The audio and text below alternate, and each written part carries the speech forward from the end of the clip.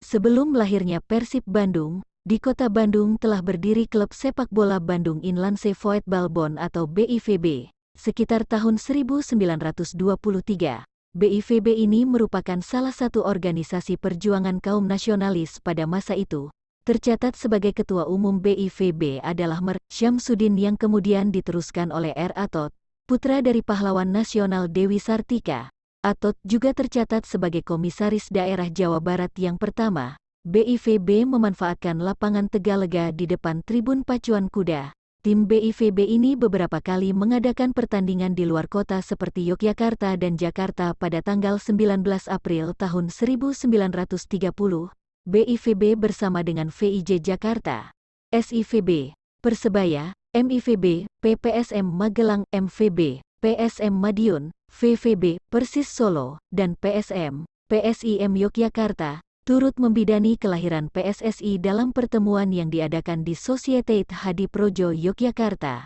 BIVB dalam pertemuan tersebut diwakili oleh Mer. Syamsuddin. Setahun kemudian kompetisi tahunan antar kota perserikatan diselenggarakan. BIVB kemudian menghilang dan muncul dua perkumpulan lain yang juga diwarnai nasionalisme Indonesia yakni Persatuan Sepak Bola Indonesia Bandung, PSIB, dan National Voetbal Bond, NVB. Pada tanggal 14 Maret tahun 1933, kedua perkumpulan itu sepakat melakukan fusi dan lahirlah perkumpulan yang bernama Persib yang kemudian memilih Anwar Set. Pamuncak sebagai ketua umum. Klub-klub yang bergabung ke dalam Persib adalah Siap, Sunda, Singgalang, Diana, Matahari, OVU, RAN, HBOM, JOP, Malta, dan Merapi. Tahun 1930 sampai tahun 1994, era perserikatan. Di awal keikutsertaannya di kompetisi ini pada tahun 1933, Persib dikalahkan oleh VIJ Jakarta, kemudian baru pada tahun 1937 Persib berhasil meraih juara setelah mengalahkan Persis Solo di pertandingan final di Stadion Sriwedari dengan skor 2-1. Kemudian di tahun-tahun berikutnya Persib gagal mempertahankan gelar dan hanya berhasil menjadi juara 3 pada kompetisi tahun 1939. Dekade 1940-an. Memasuki awal dekade 40-an, situasi politik dalam negeri ketika itu mengganggu jalannya kompetisi perserikatan. Saat itu, kompetisi hanya bisa digelar pada tahun 1941, 1942, 1943. Pada tahun 1941 Bandung menjadi tuan rumah kompetisi perserikatan, tetapi Persib tidak mampu mencapai hasil yang maksimal. Di era pendudukan Jepang, pemerintahan kolonial membredel seluruh perkumpulan sepak bola yang ada di tanah air, termasuk PSSI.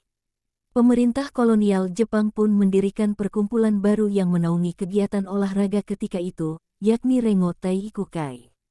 Dekade 1950-an. Pada dekade 50-an, prestasi Persib tidak begitu mencuat. Tahun 1950, Persib hanya menjadi runner-up dalam kejuaraan yang bersamaan dengan Kongres PSSI di Semarang. Persib gagal tampil sebagai juara setelah dikalahkan Persebaya di final, padahal skuad Persib saat itu diisi beberapa pemain timnas proyeksi Asian Games 1951 seperti Anas dan Aang Witarsa. Setelah hanya mampu menempati peringkat ketiga pada tahun 1952 di Surabaya, 1954 di Jakarta dan 1957 di Padang, Persib mulai menggeliat pada tahun 1959. Sayang, Persib gagal menjadi juara ketika pada pertandingan terakhir dikalahkan PSM Makassar 1-2 di lapangan Ikada, Jakarta. Pada dekade ini, Persib mengalami periode-periode penting di mana wali kota Bandung saat itu R. Enoh membangun kantor sekretariat untuk Persib di Cilentah. Sebelum akhirnya atas upaya R. Sundoro, Persib berhasil memiliki sekretariat Persib yang sampai sekarang berada di Jalan Gurame. Dekade 1960-an.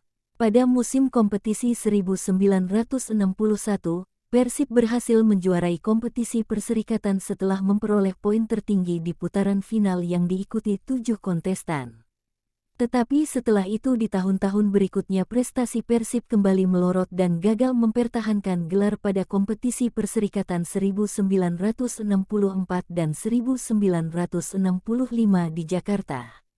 Dekade 1970-an. Memasuki dekade 1970-an, tidak ada prestasi yang dicatatkan oleh Persib. Meskipun tidak meraih prestasi di kompetisi mayor, tetapi Persib masih berprestasi di kompetisi atau turnamen-turnamen seperti Surya Cup Surabaya 1978, Yusuf Cup Makassar, dan Tugu Muda Semarang. Di ketiga turnamen tersebut Persib mampu tampil sebagai juara. Dekade 1980. Setelah berjuang dari tingkat zona, wilayah dan nasional, dengan materi pemain di antaranya Sobur, Adeng Hudaya, Suryamin, Encas Tonif, dan Iwan Sunaria, pada tahun 1980 Persib akhirnya kembali ke divisi utama bersama PSIS Semarang, Persema Malang dan PSP Padang untuk melengkapi 6 tim lain di divisi utama yaitu Persija Jakarta, PSMS Medan, Persipura Jayapura, PSM Makassar, Persebaya Surabaya dan Persiraja Banda Aceh. Persib kembali ke divisi utama pada kompetisi Perserikatan 1983, meski pada putaran pertama wilayah barat di Stadion Imam Bonjol, Padang, hanya mencatat sekali kemenangan atas PSP Padang 2-1, sisanya kalah 1-2 dari PSMS serta bermain imbang 2-2 dengan PSMS dan 0-0 dengan Persija. Persib memastikan diri lolos ke babak 4 besar setelah mencetak 3 kemenangan dan sekali imbang di putaran kedua di Stadion Siliwangi. Pada pertandingan pertama, gol-gol yang disumbangkan Adeng Hudaya 30, Walter Sulu 52, Encas Tonif 66, dan Bambang Sukowiyono 72 mengantarkan Persib meraih kemenangan 4-0 atas Persiraja. Selanjutnya, PSP dibabat 5-0 lewat hat-trick Ajat Sudrajat pada menit 18, 38 dan 55, serta gol tambahan dari Bambang Sukowiyono 8 dan Robi Darwis 68. PSMS yang akhirnya tampil sebagai juara wilayah barat juga ditaklukkan dengan skor 3-1 melalui gol Bambang Sukowiyono 12 pen dan 2 gol Ajat Sudrajat pada menit 22 dan 66. Pada partai pamungkas wilayah barat, Persib bermain imbang tanpa gol dengan Persija.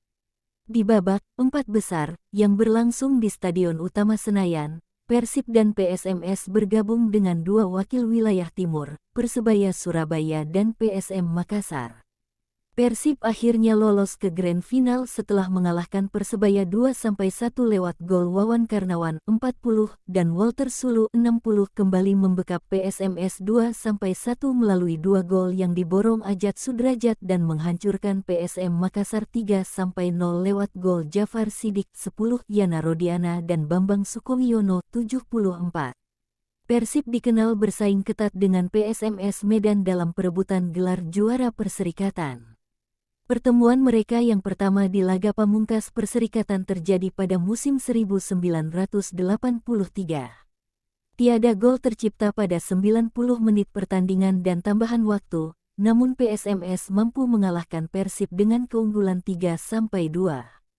Final musim 1985 yang dihelat di Stadion Utama Senayan pada tanggal 23 Februari tahun 1985 dikenang sebagai partai yang ditonton 150.000 orang, catatan yang hingga kini belum dapat tersiingi. Persib kembali ditekuk PSMS lewat adu penalti lagi-lagi yang berakhir 3-2 setelah skor 2-2 hingga akhir perpanjangan waktu laga itu. Persib akhirnya mampu menjadi juara divisi utama pada musim 1986 untuk pertama kali sejak musim 1961 saat Adeng Hudaya dan kawan-kawan di final mengalahkan Perseman Manokwari 1-0 lewat gol tunggal Jajang Nurjaman.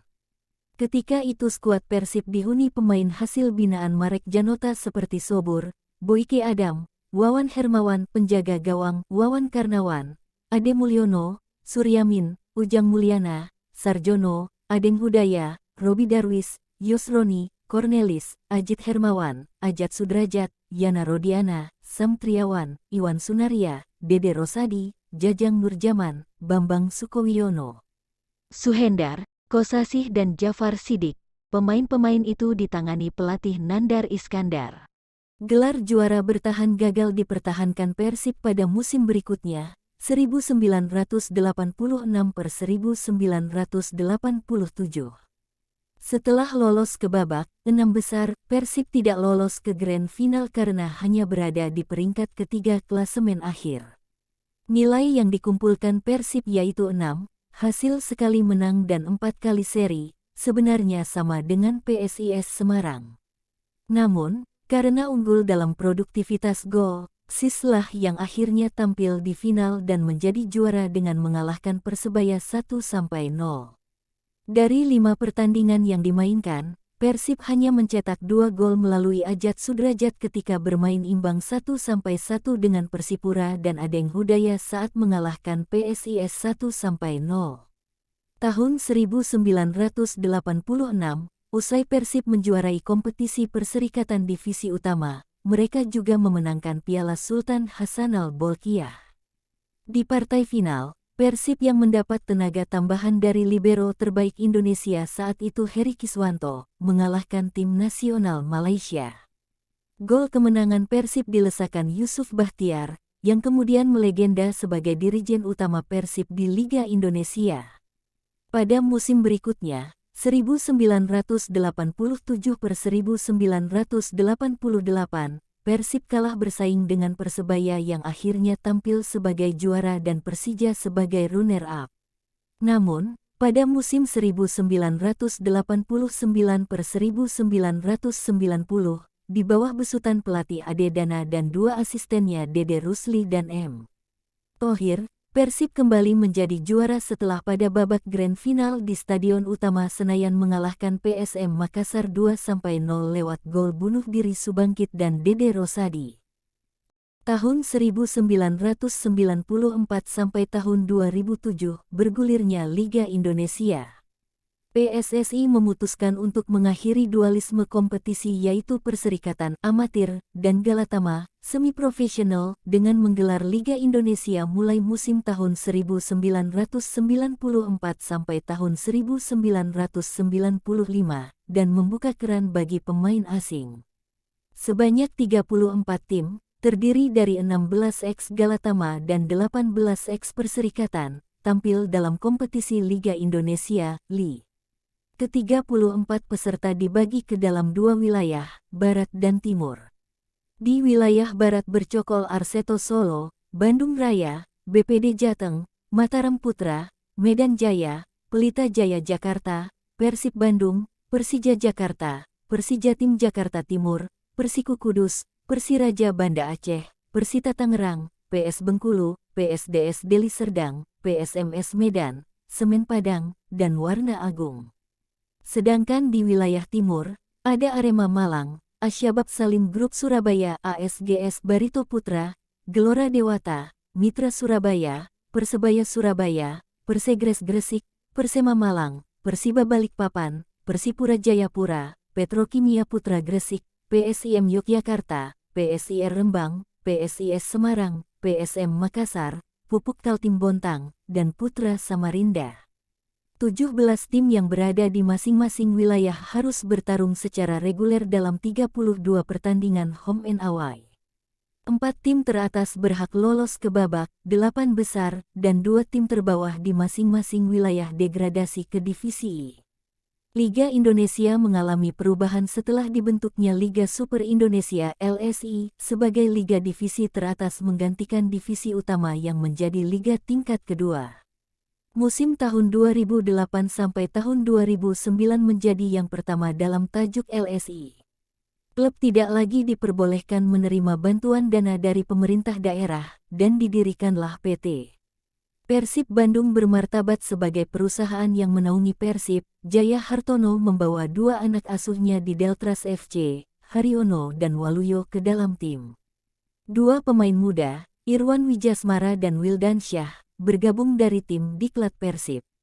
Persib mampu berada di peringkat 3 klasemen akhir dengan raihan 66 poin, hasil dari 20 menang, 6 seri dan 8 kalah.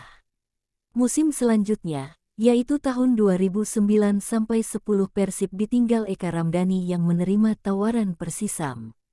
Kepindahannya ini sempat memicu kemarahan supporter.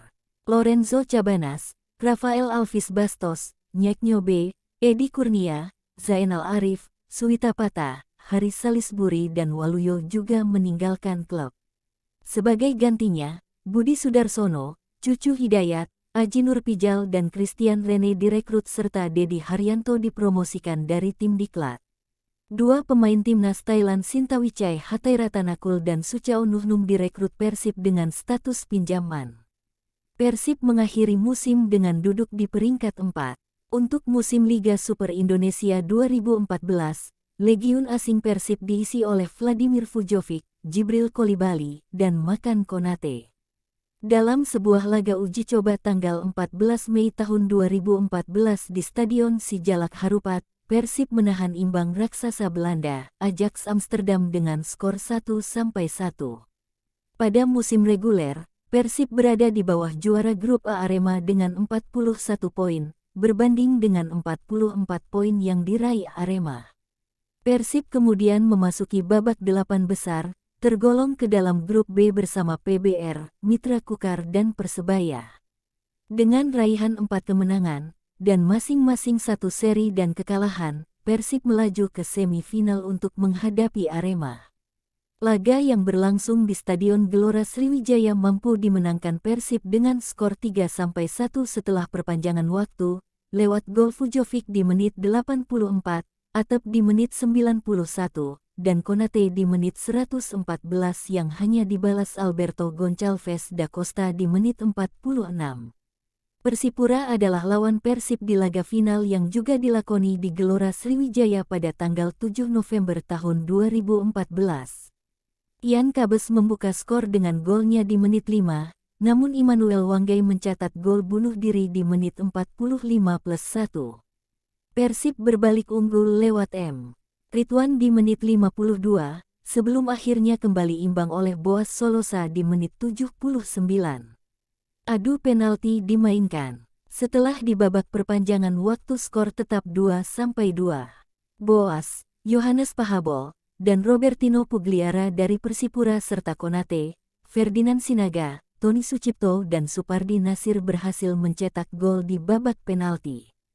Penendang Persipura selanjutnya Nelson Alom tak berhasil, dan Ahmad Jufrianto mampu menaklukkan Yo Jae-hun, sehingga memastikan Persib meraih gelar juara dengan skor 2-2, 3-5 di laga final. Striker Persib Ferdinand Sinaga dinobatkan sebagai pemain terbaik LSI 2014. Keberhasilan Persib menjuarai LSI 2014 disambut sangat meriah oleh bobotoh yang turun ke jalanan kota Bandung. Ribuan orang termasuk bobotoh dan warga biasa mendatangi selebrasi kemenangan yang berlangsung di lapangan Gasibu, dengan para pemain Persib, pelatih, dan staf menaiki bas bandros yang dikawal ketat oleh polisi. Pada musim 2020 Persib merekrut beberapa pemain, yaitu Geoffrey Castillion, Wander Luiz, dan Ezra Walian serta sempat memuncaki klasemen dengan 3 kemenangan beruntun. Namun akhirnya kompetisi dihentikan setelah ditunda berkali-kali akibat terjadinya pandemi COVID-19. Kompetisi lalu dilanjutkan pada tahun 2021 dengan memulai musim baru pada bulan Agustus. Persib berlaga di Piala Menpora 2021 dengan hasil akhir kalah 1-2 dari Persija pada babak final. Beberapa pemain yang baru bergabung seperti Ferdinand Sinaga dan Farsad Nur dilepas sebelum liga benar-benar dimulai. Castillion dan Luiz juga dirilis pada pertengahan musim. Mohamed Rashid, Bruno Cantanhede, Mark Locke, David Da Silva dan beberapa pemain akademi klub masuk ke dalam skuad. Di klasemen akhir Liga 1 tahun 2021 sampai tahun 2022, Persib finish di posisi 2 dan lolos ke babak kualifikasi Piala AFC 2023-2024. Warna resmi seragam klub adalah biru dan putih yang merupakan warna digunakan oleh Kerajaan Siliwangi. Logo klub tampak serupa dengan lambang Kota Bandung. Logo tersebut dipakai dikarenakan pada masa-masa awal perserikatan, Persib dinilai mewakili orang Sunda. Saat ini, 2 bintang ditambahkan di atas logo klub sebagai tanda telah memenangkan 2 kali liga pada tahun 1995 dan 2014. Pada ubahan terakhir, logo kini memiliki bentuk perisai yang lebih membulat dan pergantian aksara font Persib di tengahnya. Klub sempat mengubah warna seragam menjadi biru muda dan logo dengan gambar harimau serta tulisan Persib dan Maung Bandung di masing-masing atas dan bawah logo pada musim 2003, namun hanya bertahan semusim lewat instruksi pergantian kembali oleh Wali Kota Bandung saat itu H.A. Tarmana. Menurut statuta PSSI, logo Persib sekarang dilindungi dan tidak dibenarkan untuk diganti dan diubah sebagai penghargaan akan andil klub dalam pendirian PSSI pada tahun 1930. Peraturan ini juga meliputi larangan pergantian nama, domisili, dan warisan sejarah klub. Persib sempat menggunakan lapangan-lapangan di kota Bandung seperti di Ciroyong dan Tegalega untuk bermain pada era awal berdirinya. Stadion Sidolik yang kini bernama Stadion Persib mulai digunakan setelah terjadi merger klub-klub lokal seperti Uni, Sidolik dan VBBO. Setelah itu, Persib bermarkas di Stadion Siliwangi hingga dekade 2000-an. Pada Liga Super Indonesia 2008, Persib terpaksa harus meninggalkan Stadion Siliwangi setelah terjadi kerusuhan ketika menjamu Persija Jakarta pada pekan kedua. Ditambah situasi politik yang sedang memanas akibat berlangsungnya pemilu 2009, Kepolisian Kota Bandung tidak lagi mengeluarkan surat izin menyelenggarakan pertandingan di Stadion Siliwangi bagi Persib. Sebagai alternatif, dipilihlah Stadion Sijalak Harupat, Soreang, Kabupaten Bandung, sebagai home base hingga akhir musim kompetisi. Untuk lapangan latihan, Persib menggunakan Stadion Persib di Jalan Ahmad Yani. Di stadion tersebut terdapat lapangan latihan dengan rumput baru dan trek berlari serta di sampingnya terdapat mes untuk tempat tinggal para pemain dan staf Persib serta untuk kantor. Letak Stadion Persib yang berada di Jalan Ahmad Yani yang merupakan pusat keramaian juga membuat istirahat para pemain terganggu dan mudahnya para bobotoh untuk masuk ke dalam stadion. Selain Stadion Persib, Persib pun memakai Sport Jabar Arca Manik. Tim Persib sendiri mengaku cocok berlatih di stadion tersebut, karena selain memiliki lapangan yang cukup baik termasuk kondisi rumputnya. Selain itu tempat tersebut lokasinya dekat dengan mes Persib di Stadion Sidolik. Terkadang jika dibutuhkan, lapangan di Jalan Lodaya pun jadi tempat berlatih. Pada Juni tahun 2016 hingga September tahun 2018 Persib menggunakan Stadion Gelora Bandung Lautan Api untuk memainkan laga kandangnya. Untuk Liga 1 2019 Stadion GBLA tak dapat digunakan akibat kondisinya yang memburuk, sehingga Persib bermarkas kembali di Stadion Sijalak Harupat. Terima kasih telah menyimak semua ulasan, jangan lupa untuk share, like, komen dan subscribe ke channel Bola Viola. Terima kasih.